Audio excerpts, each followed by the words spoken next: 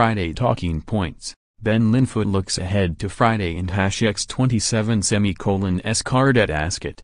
Ben Linfoot picks out 3 things to look out for at Ascot on Friday, and he focuses on a Melrose rematch, Siyouni and #X27 progeny, and a punting quandary, to back or not to back. It's no Ollie versus Frazier II, granted. But Ascot saw him card on Friday, the calm before the storm that is Prix de l'Arc de Triomphe weekend, offers up a rematch between 2 horses that banged heads at York back on August 25. Ghostwatch beat Mekong that day in the Sky Bet Melrose Stakes, giving him a pound and a near 2-length beating, the latter doing well in the circumstances to finish as close as he did after setting a good pace from the outset. Both have run once each since, with slightly differing results.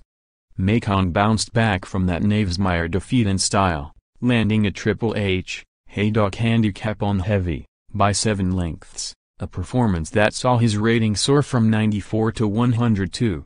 That makes him 1 pound higher on the ladder now than Ghostwatch, a 101 horse, following a 3 pounds rise for his second to first 11 at Ascot on September 8. That was over a mile and a half, while the Melrose, Mekong's Haydock victory and Friday's London Metric Noel Merlis Stakes, are over 1 m6f. Ghostwatch ran well at Ascot.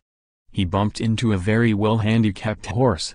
Back up and trip, he could well confirm that York form with Mekong, the pair having the most outstanding claims in a 8-strong field for Ascot's listed highlight on Friday.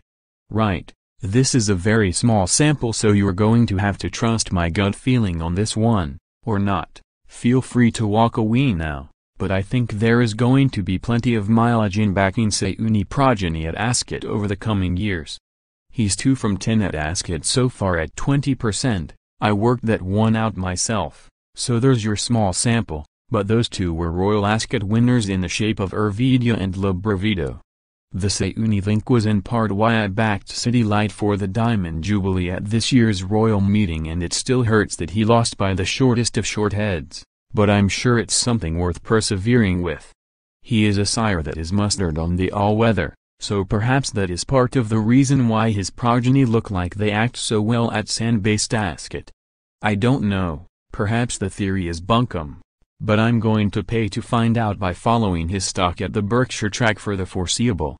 Which is good, or not. For Friday's Talking Point says he has 2 runners on the Ascot card, courtside in the opening Violia handicap and Manton Grange in the closing Amateur Jockeys Association handicap. I quite like the look of both. Looking at their cases individually, courtside has an obvious chance. He's got good handicap form in the bag, having progressed from 69 to 81 on his last 4 starts, and he still looks to be progressing.